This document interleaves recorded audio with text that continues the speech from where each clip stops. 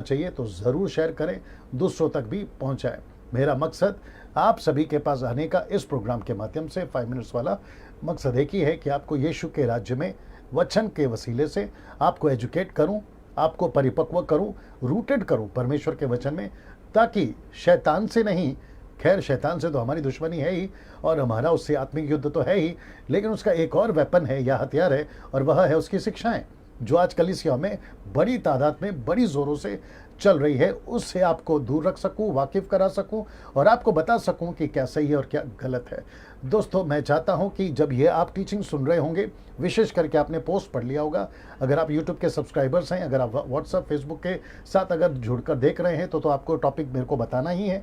लेकिन ये जो विषय है ये है पवित्र आत्मा का विषय, और जिसको मैं समझता हूं कि आज के प्रचारकों ने 90% प्रचारकों ने वो बातें आप तक नहीं बताई हैं, नहीं पहुंचाई है, जो पहली सदी में पतरस, पौलुस और यीशु के द्वारा बताई गई थी। यानी कि मकसद, मैं रिपीट करता हूं, पवित्र आत्मा का मकसद, पर्पस क्या था और अभी क्या है, और जब तक यीशु का द्वितीय आगमन, रैप्चर या फिर एंटी क्राइस्ट का आना, या जब तक कलीसिया पृथ्वी पर है, जब तक पूरे मानव जाति का उद्धार नहीं हो जाता, तब तक अगर हम सब यहाँ हैं, ये शिक्षा पवित्र आत्मा की बात है, उसका मकसद जब तक पूरा नहीं होता, उसको अगर नहीं समझेंगे तो फिर मैं समझता हूं कि आपका मसीह बनना कोई अर्थ नहीं रखता। इसलिए इस विषय को सीखना, इस विषय को जानना बहुत ज़रूरी है। अब मैं यहाँ से हट जाऊँगा और आपको स्क्रीन के ऊपर बहुत सारी बातें आज मैं दिखाऊंगा, उसको आपको सीखना है और दूसरों तक पहुँचाना है, खुद भी एजुकेट होना है। चलिए दोस्तों, यहाँ से आज का विषय आपके बीच में रखने जा रहा हूँ। आज का विषय है दोस्तों, जैसे आप ये देख रहे हैं, मकसद पवित्र आत्मा का। जी, मैं थोड़ा सॉफ्ट बात करूंगा, मतलब धीरे बात करूंगा, लेकिन आप मेरे साथ में बने रहें। मैं वापस आता हूं, मकसद पवित्र आत्मा का, इस विषय पे आज हम सीखेंगे ना। इसको देखिए, एक बहुत बड़ी गलती पवित्र आत्मा के प्रति, मैं रिपीट करता हूं कि एक बहुत बड़ी गलती पवित्र आत्मा के प्रति हो रही है। आज 90% मसीह लोग उसके मकसद को नहीं समझ पा रहे हैं। तो उसके पीछे अगर कोई सबसे बड़ा कारण है जो नहीं समझ पा रहे हैं, और इसके सबसे ज़्यादा कसूरवार, इसलिए मैंने लिखा है, और ऐसा होने के पीछे सबसे ज़्यादा कसूरवार प्रचारक हैं।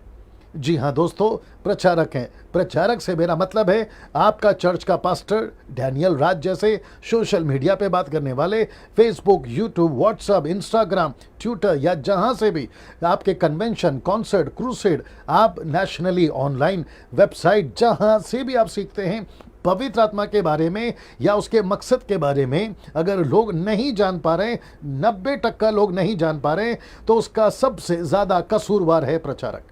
जी हाँ दोस्तों, यह आपको समझना बहुत ज़रूरी है कि इसके सबसे ज़्यादा जो कसूरवार हैं वो है प्रचारक ना। इसको देखिए, कुछ 20 से 25 साल से या 2 डेकेड्स या 3 डेकेड से, मुझे मसीह बने कम से कम 26 साल हो गए, तो कुछ 20-25 सालों से कुछ मसीह लोगों ने पवित्र आत्मा को कठपुतली बना दिया है। जी हाँ दोस्तों, मैं रिपीट करता हूं कि पवित्र आत्मा को कठपुतली बना दिया है। कठपुतली से मेरा मतलब है कि जैसा चाहो पवित्र आत्मा का इस्तेमाल कर रहे हैं। 1 2 3 कहते हैं तो पवित्र आत्मा आना चाहिए, फूंक मारते हैं तो पवित्र आत्मा आना चाहिए, हाथ रखते हैं तो नीचे गिरना चाहिए। इसलिए मैंने कहा कि कुछ लोगों ने, कुछ 20-25 साल से मैं मसीहत को देख रहा हूं, उन्होंने क्या करा है, कठपुतली बना दिया है, अपने इशारों पे नचा रहे हैं। हालांकि ये बात अलग है कि पवित्र आत्मा को कोई नचा नहीं सकता, कठपुतली नहीं बना सकता, लेकिन लोगों की नज़र में ऐसा प्रतीत होता है, कुछ सेवकों के चलते, जो 90% ऐसे लोग हैं, ऐसा लगता है कि उनके उंगलियों पे पवित्र आत्मा नाचता है या उनके इशारों पे पवित्र आत्मा नाचता है। ये आजकल दिखने में आ रहा है। इसको जितना जल्दी अगर रोका नहीं गया तो मैं समझता हूं कि आगे जाके ये और भी गजब ढा देगा और लोगों के बीच में कई गड़बड़ियां डाल सकता है। इसलिए आज के युवा पीढ़ी से, आज के युग के मॉडर्न क्रिश्चियन से, मॉडर्न चर्चेस से मैं रिक्वेस्ट करना चाहूँगा, अपील करना चाहूँगा, आपको बहुत सावधान रहना है, विशेष करके पवित्र आत्मा के बारे में ना। दोस्तों, इसको देख लीजिए, जब यीशु मसीह ने पवित्र आत्मा को पृथ्वी पर भेजने की बात करी थी, जब पवित्र आत्मा यीशु के क्रूस की कथा को लेकर जब पृथ्वी पर आने पर था, तो मकसद क्या था? जी हाँ दोस्तों, मकसद। मैं वापस कहता हूं कि मेरा सबसे ज़्यादा जोर इस एक शब्द पे होगा, मकसद। आप जितने भी अभी मुझे देख रहे हैं, आप जितने भी व्यूवर्स, मेरे खुद के व्यूवर्स, दूसरों के व्यूवर्स, या फिर आपको बाय मिस्टेकली या फिर बाय फ्लूक आपको मेरा ये वीडियो आपके हाथ लग गया और आपके हाथों तक पहुंच गया और आप लोग अभी देख रहे हैं, तो मेरा आप लोगों से सिर्फ इतना सा विनती है कि आप पवित्र आत्मा के बारे में एक ही चीज आपको फॉलो करना है या समझना है, और वो है मकसद। इंग्लिश में कहते हैं पर्पस। अगर आपने उसको नहीं समझा तो मैं समझता हूं, आप पेंटिकॉस्टल हो, कैरिस्मेटिक हो, ऑर्थोडॉक्स हो, आप मेथोडिस्ट हो, सीएनआई हो, सीएसआई हो, आप कोई भी कलीसिया के या डिनोमिनेशन के, नेशनल हो या इंटरनेशनल हो, अगर आपने मकसद को नहीं समझा, आपका मसीह होने का कोई अर्थ नहीं है ना। इसको देखिए, ये जो एरो है मकसद में आपके बीच में रखने जा रहा हूं। जी हाँ दोस्तों, ये है 120 लोग, इसको ठीक से देख लीजिएगा, और ऊपर से जो हो रहा है उसको भी देख लीजिएगा। मेरी सिर्फ कोशिश है गूगल के इमेजेस उठाकर आपके बीच में रखने का, ताकि वो जो दृश्य घटा था, जो कि 100% तो नहीं, लेकिन कम से कम 20-25% मैं आपको अगर समझा सकूं, इसलिए ये चित्र का मैं सहारा लेता हूं ना। यहाँ पे अगर आपको पता चले हूबहू उस ऊपरी कोटि पर, जहां पर प्रेरितों की किताब पहले अध्याय में जिक्र है 18 से, जहां पर 120 लोग इकट्ठा थे, और वो सब ऐसे उनके ऊपर प्रेरितों की किताब दूसरा अध्याय वचन 1 में अगर आप पढ़ते हो तो वहां पर लिखा है कि अचानक से एकाएक ऊपर से अग्नि, पवित्र आत्मा जीप के रूप में, अगर आप थोड़ा सा नजर डाल सको, जीप के रूप में, और बाइबल भी पढ़ लीजिए, जीप के रूप में उन सब के ऊपर आया। तो उनके ऊपर जब पवित्र आत्मा आया, पवित्र आत्मा जब आया और परमेश्वर पिता ने पृथ्वी के ऊपर, ये देखिए पृथ्वी के ऊपर जब पवित्र आत्मा को नीचे भेजा, तो उसका मकसद क्या था? मकसद था, जरा देख लीजिएगा, यह, जी हाँ दोस्तों, उसका मकसद, उसका पर्पस था सुसमाचार। सुसमाचार, मैं कुछ सेकंड तक इसको रख रहा हूं और आपको मैं चाहता हूं कि बड़े ध्यान से देखें, साथ ही साथ अंडरस्टैंड करें। जितने बाइबल टीचर अभी देख रहे हैं, जितने पास्टर्स अभी देख रहे हैं, सर मैं आपको भी रिक्वेस्ट करूंगा, आप कृपया करके सब बात करिए, लेकिन पवित्र आत्मा के बारे में बहुत सतर्क, बहुत सावधान और बहुत होशियारी के साथ में आप अपने कलीसिया को सिखाइए। आपको स्टडी करना होगा सर। आप किसी को नेशनली, इंटरनेशनली किसी पास्टर को फॉलो करके, प्रीचर को फॉलो करके, विशेष करके अफ्रीकन पास्टर प्रीचर्स को फॉलो करके आप भारत के कलीसिया को उल्टा सीधा नहीं सिखाओगे। मैं रिपीट करता हूं, आप नहीं सिखाओगे। आपको समझना होगा कि पवित्र आत्मा यीशु ने, परमेश्वर पिता ने, और खुद पवित्र आत्मा यीशु की कथा, क्रूस की कथा को लेकर पृथ्वी पर क्यों आया, तब से लेकर अभी तक, और जब तक रैप्चर नहीं होगा, उठा लिया जाना नहीं होगा, पवित्र आत्मा इसी पृथ्वी पर रहेगा। आपके भारत में, आपके अमेरिका में, यूरोप में, अफ्रीकन कंट्रीज में, जापानीज कंट्री में, पूरी दुनिया में रहेगा। लेकिन किस मकसद के साथ में? इस मकसद के साथ में। जी हाँ दोस्तों, इस मकसद के साथ में। मैं वापस कहता हूं, 4 सुसमाचार और 5वां किताब प्रेरितों की किताब, ये पांचों किताबों में से आप इस स्टेटमेंट को झूठा नहीं ठहरा सकते जो मैं अभी आपके बीच में रख रहा हूं। आप कोई भी कोने से किसी भी प्रीचर को उठा के ला लीजिए, आपका कोई भी बड़े से बड़े बाइबल स्कॉलर को उठा के ला लीजिए, आप इस मकसद के अलावा, सुसमाचार के अलावा आप इससे कोई रास्ता भटकने का दे ही नहीं सकते, या फिर कोई और वजह है ये बता ही नहीं सकते। तो सबसे बड़ी, आखिरी और प्रथम और बहुत इंपॉर्टेंट वजह यह है सुसमाचार। तो मैं भारत के लोगों से पूछना चाहूंगा, भारत के वर्शिपर्स, म्यूजिशियंस और जितने भी प्रीचर्स और जितने भी church members, brothers and sister, मैं उन सभी को पूछना चाहूंगा, क्या आपने पवित्र आत्मा के मकसद को समझा जो है सुसमाचार? आप इसके लिए क्या कर रहे हैं?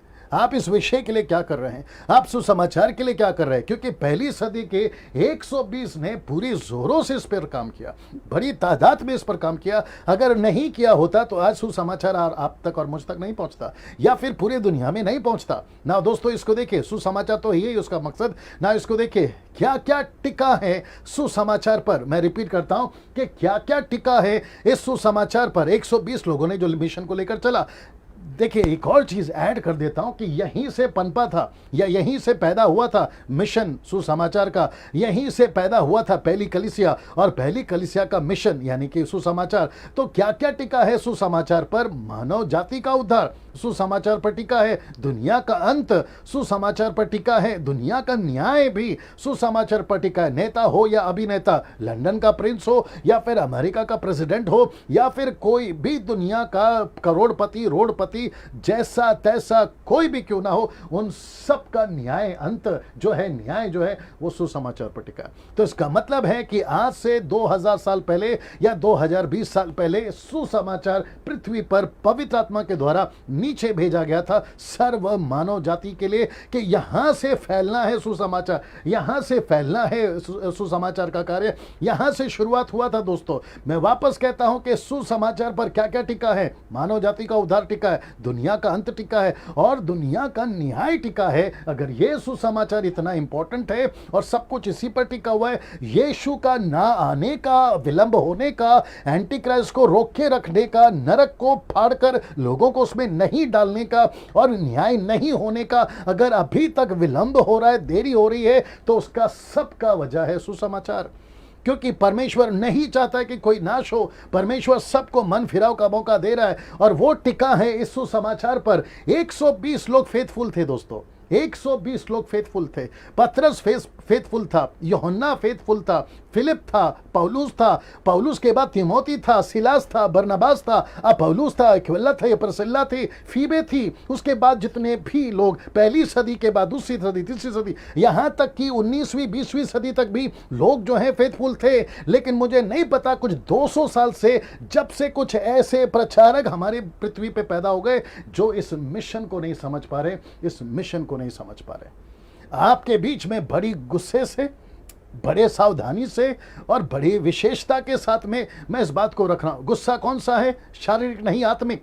मैं इस गुस्से से क्यों बात कर रहा हूं? क्योंकि मुझे परमेश्वर का इस सुसमाचार का बोझ है। अगर बोझ नहीं होता तो मैं आपको सच बता रहा हूं, लॉकडाउन चल रहा है, मैं आराम से घर पर बैठता, भजिया खाता, टीवी देखता या कोई लूडो खेलता, प्रोग्राम देखता और आराम से बैठता, मैं वीडियोस नहीं बनाता बैठता। और आप लोगों के लिए हो सकता है 5-10 मिनट का वीडियो है, लेकिन आप लोगों तक ऐसा वीडियो बनाने के पीछे मेरी पूरी रात जाती है, मेरा पूरा दिन जाता है और पूरी स्टडी के साथ में मैं आपके बीच में आता हूं दोस्तों। ये विषय गंभीर है।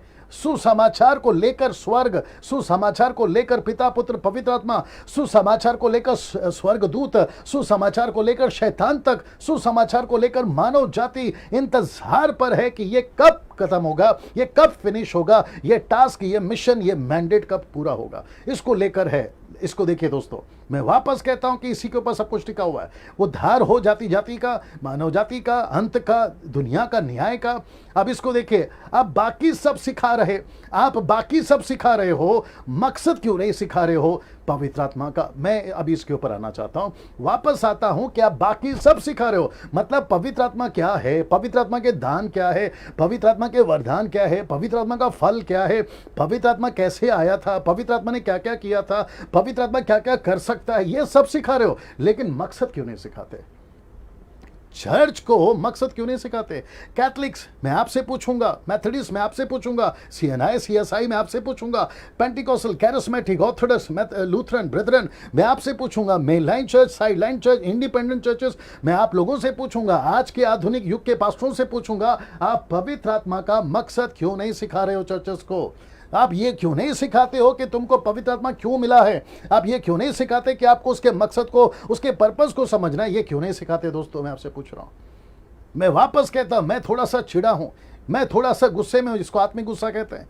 मैं इसी वजह से आपके बीच में आया हूं, क्योंकि बाकी सब टाइम पास चल रहा है, लेकिन जो मकसद था पवित्र आत्मा का वो नहीं सिखाया जा रहा है ना। इसको देखिए, क्या कहा था यीशु ने, जब मैं उसको तुम पर उतारूंगा, जब यीशु ने कहा था मैं पवित्र आत्मा को जब तुम पर उतारूंगा, तो उसने क्या कहा था, उसके पीछे क्या कारण था, क्या कैसे कहा था ना। इसको देखिए, आइए जानते हैं पांचों पुस्तकें इस विषय पर क्या बोलती है। कौन सी पांचों पुस्तकें? एक है मती, दूसरा है मरकुस, तीसरा है लूका, चौथा यूहन्ना, पांचवा है प्रेरितों की किताब। ये पांचों किताबों में यीशु मसीह ने क्या कहा था उतारने से पहले कि मैं पवित्र आत्मा को उतारूंगा? आइए उसको देखते हैं। सबसे पहले फिर आप आसानी से तुलना कर सकते हो कि चल क्या रहा है और वचन क्या कह रहा है। रिपीट कर देता हूं कि आसानी से, जब ये पांचों पुस्तक की स्टडी को आप देख चुके होंगे, तो आप आसानी से तुलना या फिर एनालिसिस या फिर आकलन कर पाओगे कि आज की परिस्थिति में चल क्या रहा है, डैनियल राज कितना गलत है और डैनियल राज कितना सच्चा है और क्या बोलने की कोशिश कर रहा है।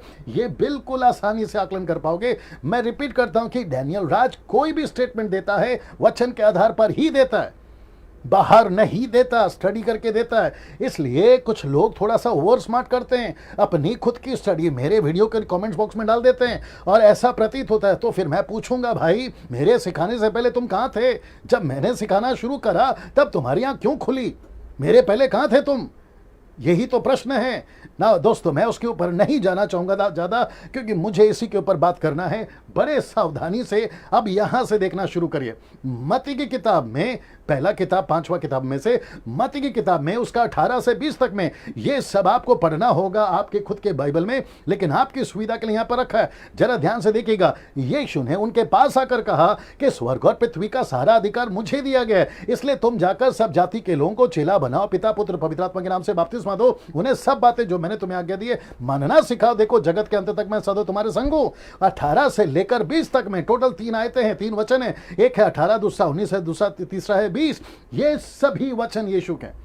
तो यीशु ने ऐसा कहा कि सब अधिकार अब मेरा है, इसलिए तुम जाओ। यीशु ने यहां पर नहीं कहा पिज्जा खाओ, लूडो खेलो, क्रिकेट खेलो, आप जो है वो कॉन्सर्ट करो, गीत गाओ, म्यूजिक बजाओ, ये नहीं बोला। यीशु ने कहा go and preach the gospel, make the disciple, baptise them, teach them what I have commanded. तो ये यीशु का मैंडेट था। तो मसीह की कलीसिया आज के वर्तमान में पवित्र आत्मा को लेकर, उसके मकसद को लेकर ये क्यों नहीं सिखाती, मैं पूछना चाहता हूं ना। इसको देखिए, मरकुस की किताब उसका 16वां अध्याय वचन 15 से 20 तक में उसने उनसे कहा, तुम सारे जगत में जाकर सारे सृष्टि के लोगों को सुसमाचार प्रचार करो। फिर कहता है विश्वास करे, जो विश्वास करे बपतिस्मा ले, उसी का उद्धार होगा। इसका मतलब है जब तक सुसमाचार नहीं सुनाया जाएगा, जो विश्वास करे वो विश्वास नहीं कर पाएगा। हाँ, आपको समझना बहुत जरूरी है यहां बात क्या हो रही है। यीशु 15 में कहता है कि जाओ प्रचार करो, फिर 16 में कहता है कि जो भी विश्वास करेगा तुम्हारे सुसमाचार से उसका उद्धार होगा। क्यों? क्योंकि उसने यीशु पर विश्वास किया। जो विश्वास करे बपतिस्मा ले, उसी का उद्धार होगा। फिर आगे देखिए क्या कहता है, यहां नहीं रुके वो, फिर आगे कहता है वचन 17 में, विश्वास करने वालों में ये चिन्ह होगा। तो जो भी पुरुष स्त्री जो भी विश्वास करेगा वो में ये निशानी होगी। निशानी कह दे कि मेरे नाम से दुष्ट आत्मा निकालेंगे, नई नई भाषा बोलेंगे, सांपों को उठा लेंगे, यदि नाशक वस्तु भी पी जाए तो उनकी कुछ हानि ना होगी, बीमारों पर हाथ रखेंगे और वो चंगे हो जाएंगे ना। इसको देखिए, मैं बीच का वचन नहीं पढ़ रहा हूं, यानी 19, क्योंकि 19 में लिखा यीशु मसीह उठा लिए गए और बादलों पर पिता के स्वर्गीय दाहिने हाथ में बैठ गए। लेकिन वचन 20 को पढ़वा रहा, लिखा है कि उन्होंने निकलकर हर जगह प्रचार किया। मैं रिपीट करता हूं कि उन्होंने निकलकर हर जगह प्रचार किया। इसको फिर से वापस दिखा देता हूं, आपको मकसद समझ में आ जाएगा दोस्तों, आपको मकसद समझ में आएगा। इसलिए मैंने कहा था कि क्या क्या टिका है सुसमाचार पर। तो 120 चुपचाप नहीं बैठे। 120 के ऊपर जब पवित्र आत्मा उतरा, एक जगह पे नहीं बैठे। ऐसा लिखा है, मरकुस की किताब वापस पढ़वा देता हूं। मरकुस की किताब का उसका 20 वचन लिखा है कि उन्होंने निकल कर, ये देखिए, उन्होंने निकलकर हर जगह प्रचार किया। प्रभु उनके साथ काम करता रहा। किसके साथ? जो प्रचार करेंगे उनके साथ। मैं इसके ऊपर आऊंगा तब आपको समझ में आ जाएगा कि पवित्र आत्मा सबका इस्तेमाल नहीं करता, पवित्र आत्मा सबको यूज नहीं करता, पवित्र आत्मा अपना दान सबको नहीं देता, दास हो दासी हो, पुरुष हो स्त्री हो, सबको नहीं देता। वो उसी के साथ काम करेगा जो सुसमाचार फैलाएगा। जो सुसमाचार फैलाएगा। मुझे नहीं पता कि पवित्र आत्मा इस वक्त आपसे क्या बात कर रहा है। मैं चाहता हूं कि आपका हृदय छिद जाए, जैसे पतरस के प्रचार से हृदय छिद गया। मैं चाहता हूं कि इस वक्त पवित्र आत्मा आपको कायल करे। अगर आप बैठे हो तो घुटने पर डाल दे, अगर आप लोग टीवी देख रहे हो तो आपकी टीवी बंद करा दे, अगर आप लोग कुछ नेगेटिव सोच रहे हैं तो आपको पश्चाताप कर हृदय दे और आपको यह एहसास दिलाए कि जब तक सुसमाचार नहीं प्रचार करोगे पवित्र आत्मा आपके साथ काम नहीं करेगा।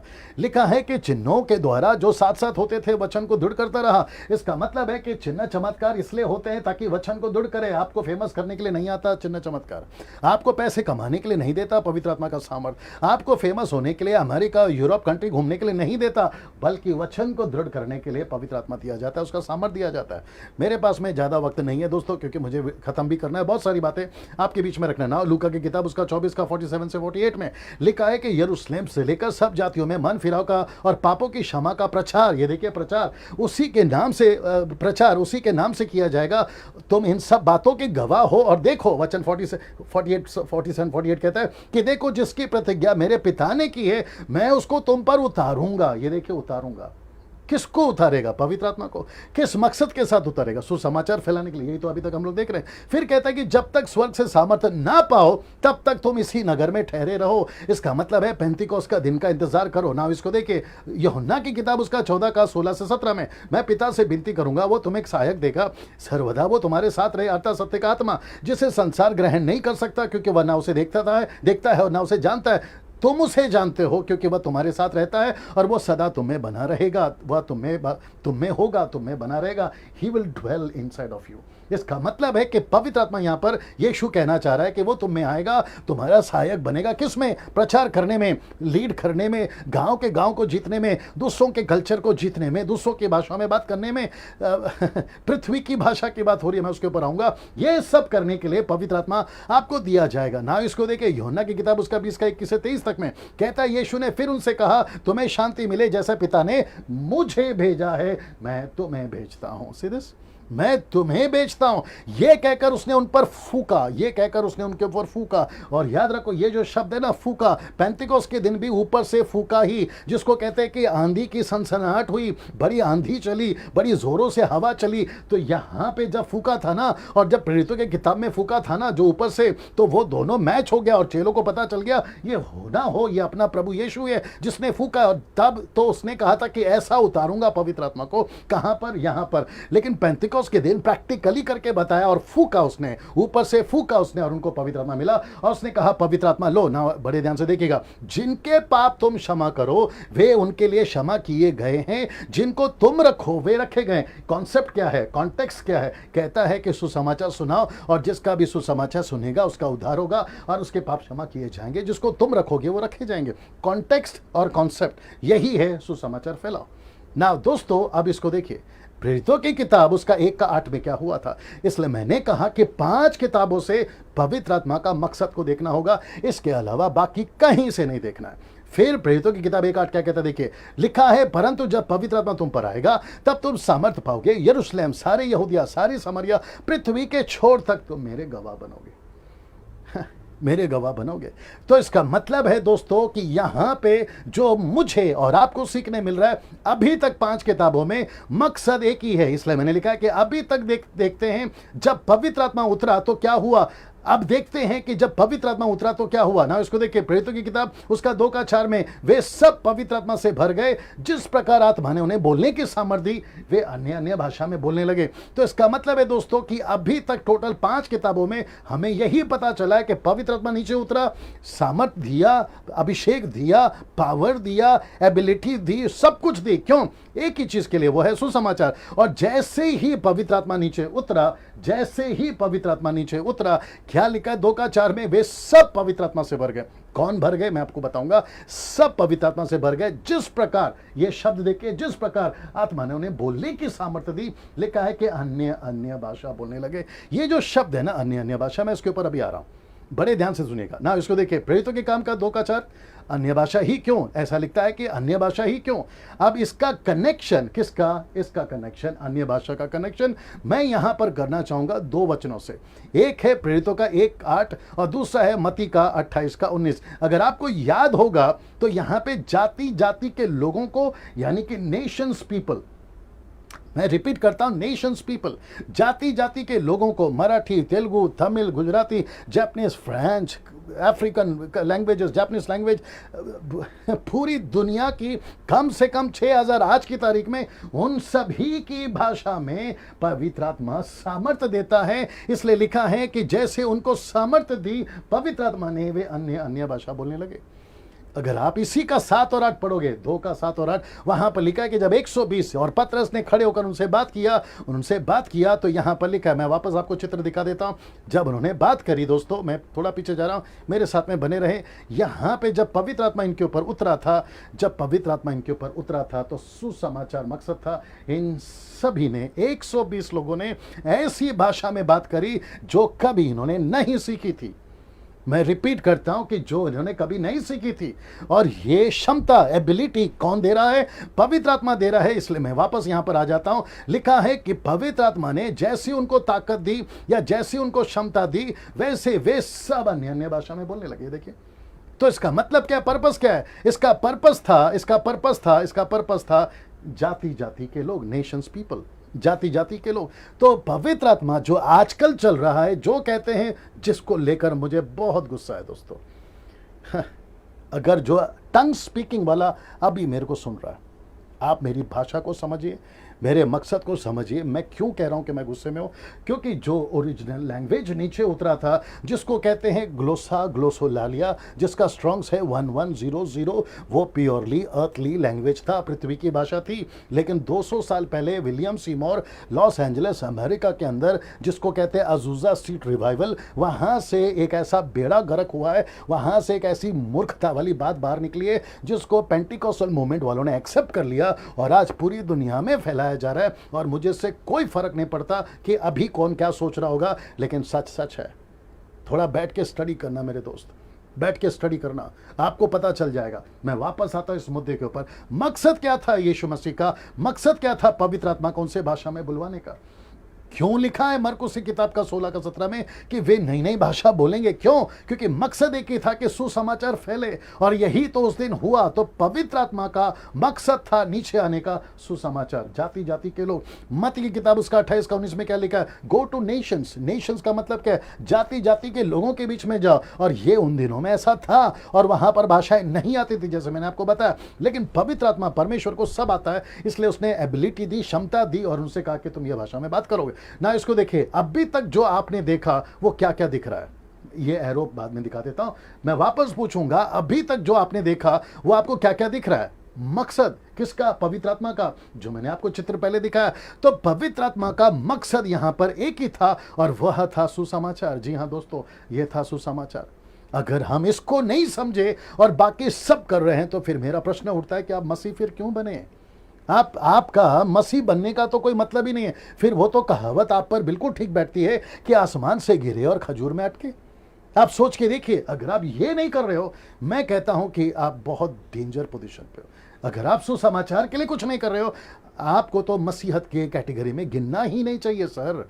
आपको नहीं गिन सकते मसीह की कैटेगरी में। आप कौन से डिनोमिनेशन से आते हैं, आप कौन से पंथ से आते हैं, आप कितने छोटे कितने बड़े, नेशनल इंटरनेशनल, मुझे इससे कोई फर्क नहीं पड़ता। अगर आप ये नहीं कर रहे हो, आपको तो कैटेगरी में, मसीहत की कैटेगरी में गिरना ही नहीं चाहिए। आपको तो हम उसमें काउंट ही नहीं कर सकते सर ना। इसको देखिए दोस्तों, आज देश में सुसमाचार कितने प्रतिशत मात्रा में चल रहा है, आप बता दीजिए। 3 से लेकर 6 तक में, मैं रिपीट करता हूं, आज देश में सुसमाचार कितने प्रतिशत मात्रा में चल रहा है, आप ही बता दीजिए। 3 से लेकर 6 तक में ही 2020 साल से सुसमाचार पूरे भारत में आया है थोमा के द्वारा।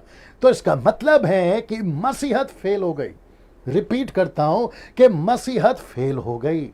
रामदेव बाबा फेल नहीं हुआ, आपका जो टाटा का प्रोडक्ट है वो फेल नहीं हुआ, आपका बजाज की जो कंपनी है वो फेल नहीं हुई, आपका अंबानी फेल नहीं हुआ, लंदन का प्रिंस फेल नहीं हुआ। जितने भी कंपनीज दुनिया में अभी तक बने वो फेल नहीं हुई, क्योंकि वे अपने मकसद को जानते थे। लेकिन मसीहत 2020 साल से भारत के अंदर फेल हो गई। इसको बोलने में मुझे कोई हिचकिचाहट नहीं है, और इसी के चलते आज हम 3 और 6 के टक्का के बीच में अटक के रह गए।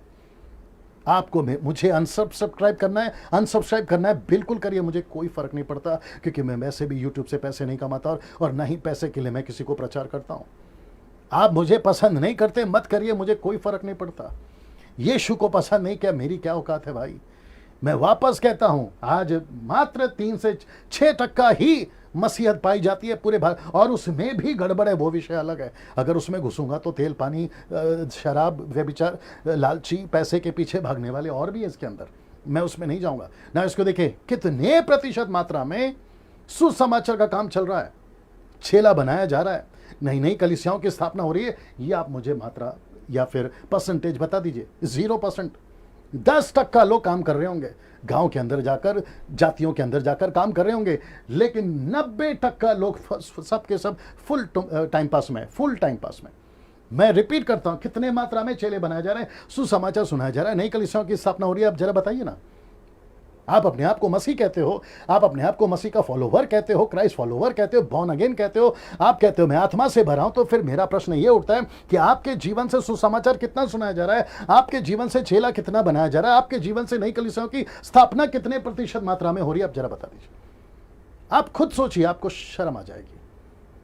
और आपको तो आपका चेहरा आईने पे देखने में भी आपको तकलीफ हो जाएगी, आपको पवित्र आत्मा कायल कर देगा, क्योंकि आप खुद जानते हैं कि जब से आप मसीह बने हैं आपका जो जीवन है वो किस प्रकार से चला है।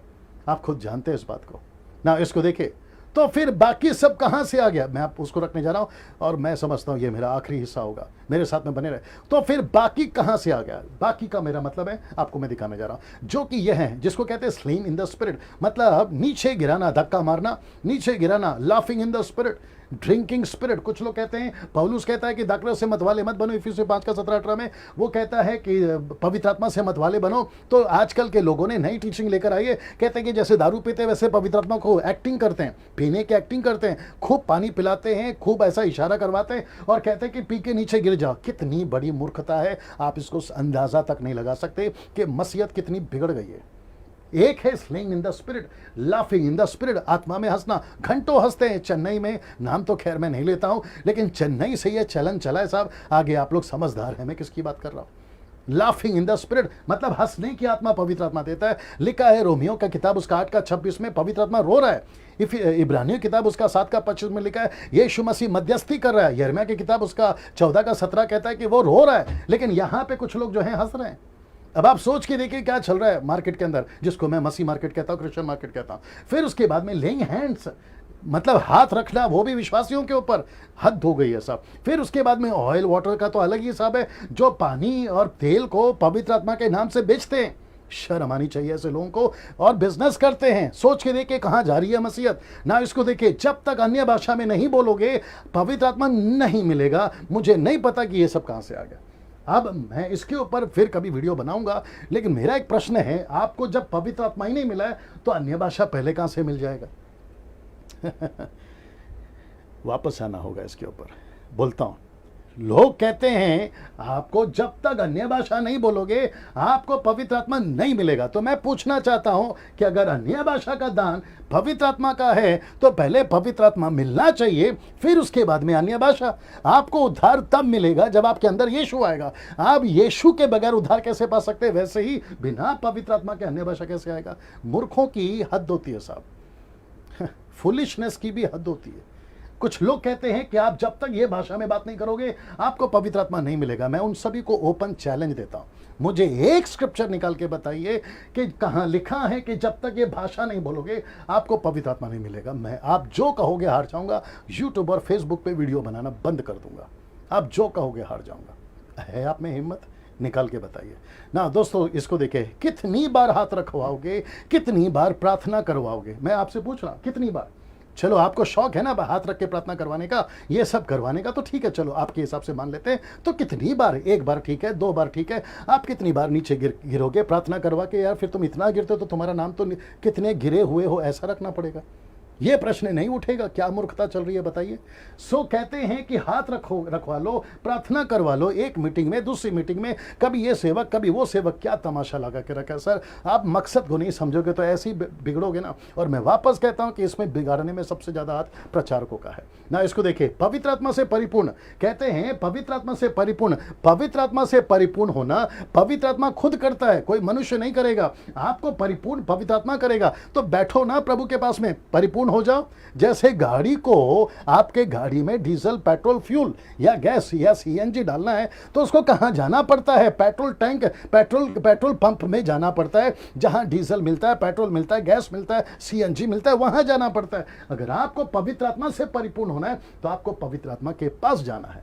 ये है आपका फ्यूल टैंक, ये है आपका फ्यूल कंपनी, ये है आपका पेट्रोल पंप, ये है आपका सर्विस सेंटर। यहां जाओ ना, मनुष्यों के पास क्यों जा रहे हो। और कौन सा मनुष्य ने अभी तक थोड़ा लंबा हो जाएगा फिर भी बोल देता हूं, कौन सा बड़ा सेवक, कौन सा बड़ा अन्य भाषा वाला, कौन सा बड़ा प्रोफेसी करने वाला ने यह बता दिया, क्योंकि वो दावा करते हैं कि मैं पवित्र आत्मा से भरा हूं। तो मेरा प्रश्न उनको सीधा है, फिर जो कोरोना वायरस जब आ रहा था तब तुम्हारी भविष्यवाणी कहां गई, तुम्हारा सीक्रेट लैंग्वेज कहां गया, और तुम्हारा कनेक्शन कहां गया, जो तुम दावा करते थे कि मुझे तो पवित्र आत्मा मिला। तो मैं तो ये पूछूंगा फिर आप लोगों से, क्या चल रहा है, क्या कर रहे हो यार, जरा सोच के देखिए आप ना दोस्तों। और वो भी सेवा में पवित्र आत्मा कब आपको मिलता है? जब तुम सेवा करोगे तब मिलता है। आप सेवा नहीं करोगे नहीं मिलेगा। मैं आपको बता चुका हूं मरकुस का 16 का 20 में, मैं आपको थोड़ी देर पहले बताया था, पवित्र आत्मा और चिन्ह चमत्कार उसी के साथ होगा जो सेवा करेगा। सो इसका मतलब है कि पवित्र आत्मा भी उसी को मिलता है जो सेवा करेगा।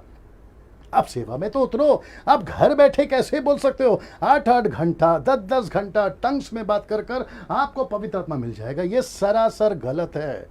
मैं रिपीट करता हूं, जितनी सख्त जितना कठोर शब्दों में मैं बोल सकता हूं, मैं बोलना चाहूंगा ऐसे स्टेटमेंट जिसको मैं कहता हूं नॉन बिब्लिकल स्टेटमेंट्स है, ये सरासर गलत है। आप सेवा में उतरो। आपको धोखा दिया गया सर, तुम नए क्रिश्चियन बड़े ध्यान से सुनो, तुम लोगों को धोखा दिया गया है।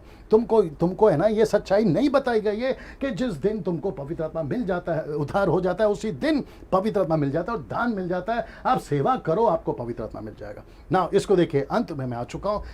अंत में एक बात आप सभी को समझना होगा, वो क्या है? पवित्र आत्मा तब तक आपका इस्तेमाल नहीं करेगा जब तक आप सेवा में नहीं उतरोगे, जिसको मैं अभी बता रहा था ना। इसको देखिए, पवित्र आत्मा ये सब करने नहीं मिला है। कौन सा चीज मैं आपके बीच में रखने जा रहा हूं कि पवित्र आत्मा ये सब करने नहीं मिला है। मैं रिपीट करता हूं कि आपको पवित्र आत्मा ये सब करने नहीं मिला है। क्या नहीं करने मिला है? जरा ध्यान दीजिएगा। क्या नहीं करने मिला है? जरा ध्यान दीजिएगा। नाचने, कूदने, गाना गाने, म्यूजिक बजाने, गॉस्पल सिंगर बनकर फेमस होने के लिए, आपको इंटरनेशनल ट्रिप मारने के लिए आपको नहीं मिला है। आपको नहीं मिला है। ये सब चीज करने के लिए आपको नहीं मिला है। नाचने के लिए पवित्र आत्मा नहीं दिया गया। ओपन चैलेंज देता हूं आप लोगों को, ये जितने भी वर्शिपर्स हैं ना पूरे दुनिया से, उन सभी को मेरा ओपन चैलेंज है। एक स्क्रिप्चर निकाल के बताइए जहां लिखा हो कि तुम नाचो पवित्र आत्मा से भरकर, निकाल के बताइए। और वो भी कॉन्टेक्स्ट में होना चाहिए, और वो भी मिशन से होना चाहिए। यीशु का स्टेटमेंट होना चाहिए, पतरस का, पौलुस का होना चाहिए। ओल्ड टेस्टमेंट में से नहीं निकाल के बताना, खैर वहां से आपको मिलेगा भी नहीं, वो विषय अलग है। मैं वापस कहता हूं, कूदने के लिए, नाचने के लिए, गाना गाने के लिए आपको पवित्र आत्मा नहीं मिला। ये नहीं है मकसद पवित्र आत्मा का। लोगों को उल्लू बनाना बंद करिए, लोगों को मूर्ख बनाना बंद करिए और उनको डिसीव करना बंद करिए। जितनी जल्दी हो सकता है सुधर जाइए, नहीं तो न्याय के दिन मैं भी खड़ा रहूंगा और न्याय के दिन आप भी खड़े रहेंगे। मैं बिल्कुल ठीक आपके बगल में खड़ा रहूंगा और मैं यीशु से इजाजत लूंगा कि प्रभु, इसको पृथ्वी पे जब समझाया गया था ऐसे कई वीडियो बनाकर ये नहीं सुधरा, इसको खूब डंडे लगाओ, इसको खूब डंडे लगाओ, इसको अकल ठिकाने लगाओ। मैं ये कहूंगा, आप समझिए इस बात को। पिछले के मिशनरीज ऐसे नहीं थे जो अपना गला काटे, आरी से चीरे गए, पत्थर से मारे गए, जिंदा आग में जलाए गए, दुख उठाकर आप तक सुसमाचार सुनाया। और तुमने तो 22वीं पीढ़ी तक सुसमाचार सुना में पूरा का पूरा बेड़ा गर्क कर दिया। टाइम पास कर रहे हो तुम, मजाक मस्ती चल रहा है, नाचना कूदना चल रहा है, क्या लगा के रखा है? पिक्चर के गाने गाकर तुम फिर संडे को वर्शिप में गाना गाते हो और ऊपर से कहते हो कि पवित्र आत्मा आ रहा है। कैसे आएगा?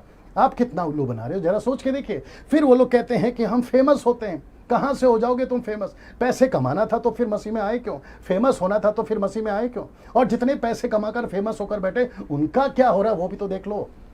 कोई कैंसर से मर रहा है, कोई हार्ट अटैक से मर रहा है, कोई न जाने दुर्घटना से मर रहा है। क्या कर रहे हैं देखिए आप। और आपको प्रभु ने जीवन दिया है, आपके पास में क्षमता है, एबिलिटी है। गिटार बजाने आता है तो जाइए ना सड़कों पे, वचन के प्रचार करिए ना, सुसमाचार सुनाइए, मॉल पे खड़े होकर वो करिए। जो पहले से मछली फ्राई है उसी को फिर से तेल में क्यों डाल रहे हो? जो पहले से यीशु को जानता है उसी को क्यों सुना रहे हो? मेरी नई एल्बम आई है, सब्सक्राइब माई चैनल, मेरा न्यू वीडियो एल्बम है, ये क्यों कर रहे हो यार? आप प्रचार करिए, मकसद समझिए पवित्र आत्मा का। मैं वापस कहता हूं कि 90% प्रचारकों ने पवित्र आत्मा के ये सबसे बड़े पर्पस, मकसद को लोगों तक नहीं पहुंचाया है। इसमें 90% प्रचारकों का हाथ है जो गलत तरीके से उनको फंसा दिया है। पर परमेश्वर का धन्यवाद हो कि ऐसे ऐसे युग में, ऐसे ऐसे डिकेट्स में परमेश्वर किसी प्रचारक को खड़ा करता है। और मैं वापस कहता हूं, मेरा वीडियो का बनाने का मकसद सिर्फ एक ही है, एजुकेट करना, आपको खबरदार, आपको होशियार करना। मैं किसी की फोटो नहीं दिखाता, मैं किसी का नाम नहीं लेता, मैं किसी को नीचे नहीं गिराता। मेरा मकसद है आपको अवेयर करना, खबरदार करना और यीशु के वचन में मजबूत करना। दोस्तों, अगले वीडियो के साथ फिर मुलाकात होगी। प्रभु आपको आशीष दे।